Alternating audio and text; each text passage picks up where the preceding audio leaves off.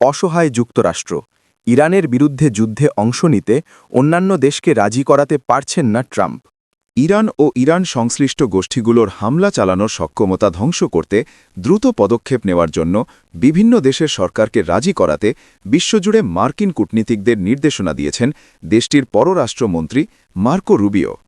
President Donald Trump প্রশাসন ইরানের বিরুদ্ধে যুক্তরাষ্ট্র ও ইসরায়েলের সামরিক অভিযানের পক্ষে আন্তর্জাতিক সমর্থন পাওয়ার চেষ্টা করছে, বিশেষ করে হরমুজ প্রণালী পুরোপুরি সচল রাখতে একটি জোট গঠনের লক্ষ্যে কাজ করছে তারা।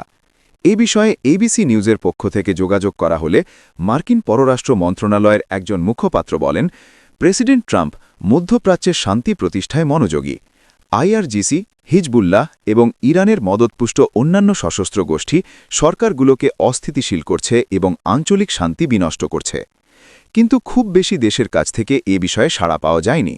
অন্যদিকে ন্যাটোভুক্ত দেশগুলোকেও প্রেসিডেন্ট ট্রাম্প আহ্বান জানিয়েছিলেন হরমুজ প্রণালীতে যুদ্ধ জাহাজ পাঠাতে, কিন্তু এক্ষেত্রেও খুব বেশি সাড়া পাওয়া যায়নি।